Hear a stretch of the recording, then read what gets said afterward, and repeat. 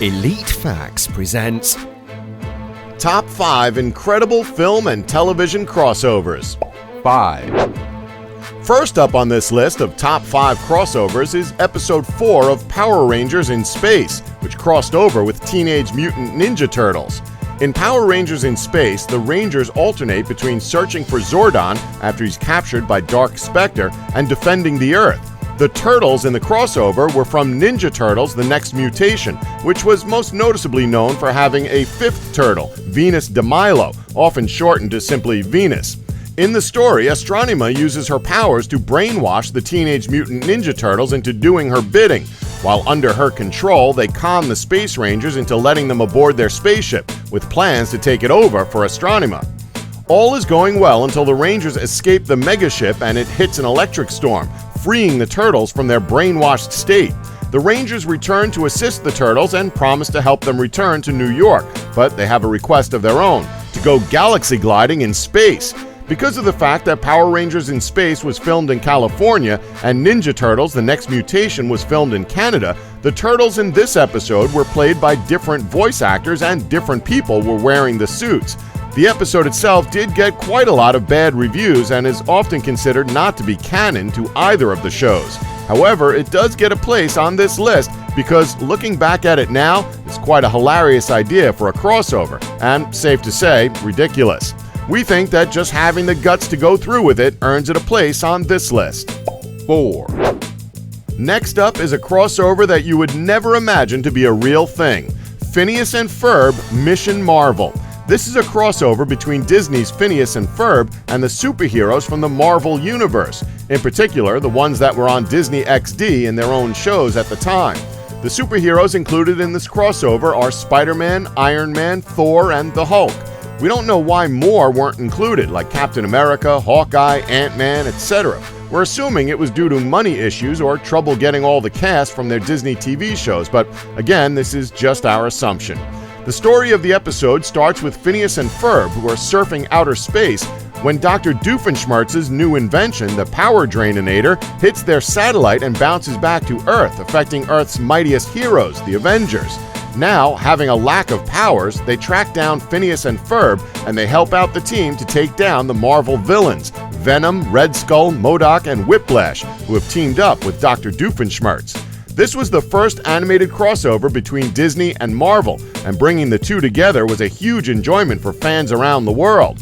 Phineas and Ferb Mission Marvel had 3.8 million viewers, the highest audience the show had received in 6 months. It was extremely well received by the majority of fans and opened up many opportunities for future crossovers to be made. It ranked as the night's #1 TV telecast across major youth demos and was the #1 cable TV telecast in total viewers. And, of course, with Marvel having a huge part of the episode, they had to have that Stan Lee make a cameo as well. 3.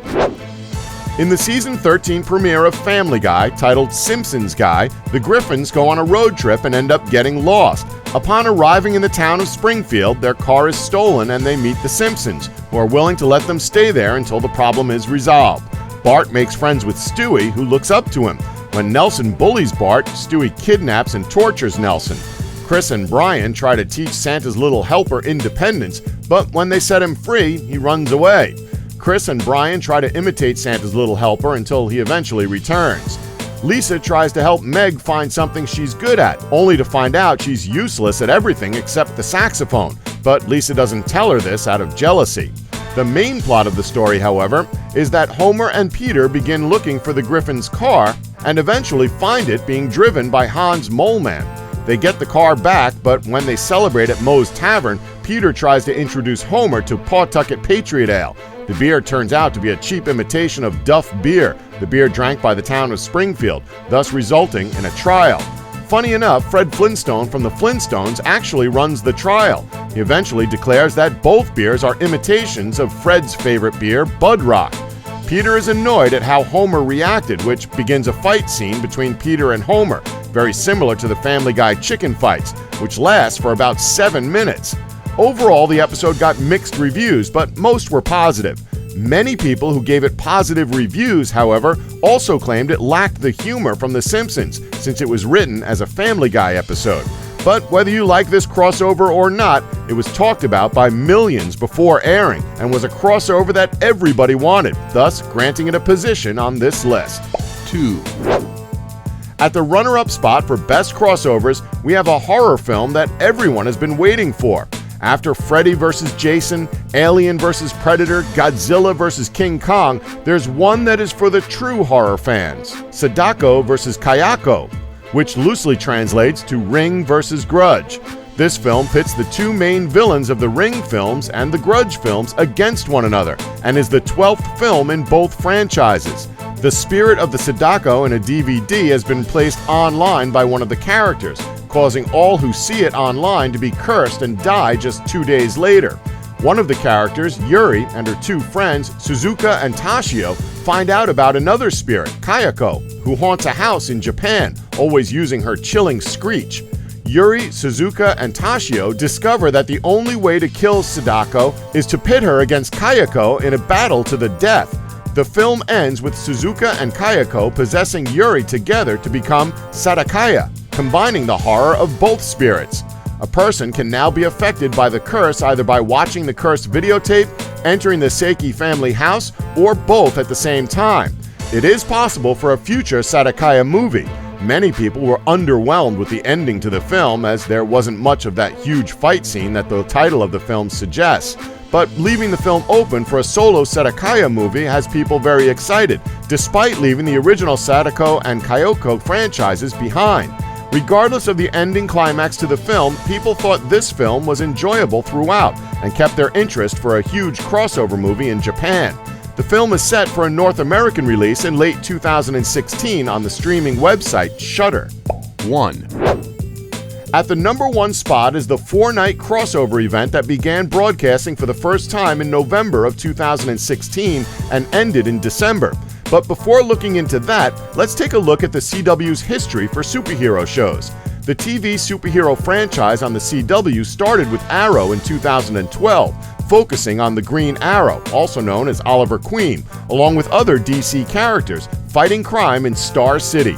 2 years later, in 2014, a spin-off of Arrow started called The Flash. This focused on Barry Allen, or as most know him, the more popular superhero, The Flash, along with his friends at Star Labs in Central City. This show focused more along the lines of villains with superpowers that Barry was training to fight. During the time both these shows were on, there were a couple of crossovers between the two. In 2014, 2 episodes, Flash vs. Arrow and The Brave and the Bold, aired, where both the Green Arrow and the Flash traveled to each other's city and helped each other out.